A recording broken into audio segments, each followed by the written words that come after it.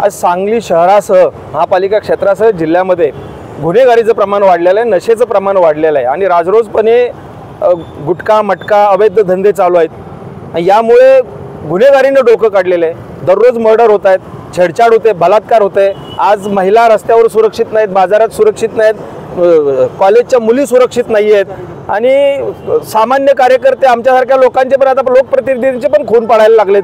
झुंडसाईनी लोक येऊन मारायला लागलेत, घरात घुसून मारायला लागलेत। म्हणजे हे सांगलीचं बिहार होतंय का, सांगलीचं बीड होतंय का, अशी परिस्थिती झालेली आहे। परवाच पालकमंत्र्यांनी सांगितलं गेल्या वर्षाचा आकडा 75चा आहे, तो अजून पूर्ण व्हायचा आहे।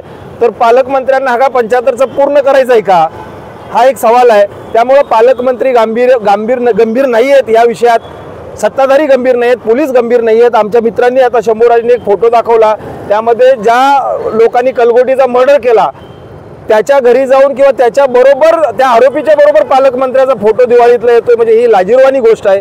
आणि ह्या शहराला, या सामान्य जनतेला, नागरिकांना भयमुक्त करायचं असेल, जी घाबरलेली जनता आहे, तर त्यासाठी कोणीतरी पुढे यायला हवं होतं। म्हणून आम्ही सर्वजण एकत्र जमलो। 8 दिवसापासून आम्ही हे आंदोलनाची तयारी करतोय। आज आमचा हा पहिला टप्पा आहे। जर प्रशासन, शासन, पोलीस नागरिकांची सुरक्षा करू शकत नसतील तर आज आमची प्रमुख मागणी होती की सगळ्या नागरिकांना, जे मागेल त्या नागरिकांना शस्त्र परवाना द्या। त्याचबरोबर सर्व अवैध धंदे बंद करा, गुन्हेगारी मोडीत काढा, पोलिसिंग जी काही खरी असते ती दाखवून द्या आणि जनतेला सुरक्षित ठेवा, अशी मागणी आत्ताच आमची DYSP साहेबांबरोबर बैठक झाली आमच्या कमिटीची। तर त्या ठिकाणी DYSP साहेबांनी आम्हाला शब्द दिलेला आहे की येणाऱ्या 8-10 दिवसात तुम्हाला कडक कारवाई झालेली दिसेल। तर मी तुम्हाला सांगतो, तर ती आम्हाला अपेक्षा आहे। परंतु त्यांच्या ह्या आश्वासनावर आम्ही थांबलेलो नाही आहे। आमचं टप्प्याटप्प्याने आंदोलन चालू होणार आहे। तुमच्या माध्यमातून आम्ही नागरिकांना आवाहन करतो की फक्त घरात गप्प बसू नका, ही वेळ तुमच्यावरही येऊ शकते। तुम्ही या आमच्या मोहिमेमध्ये सामील व्हा।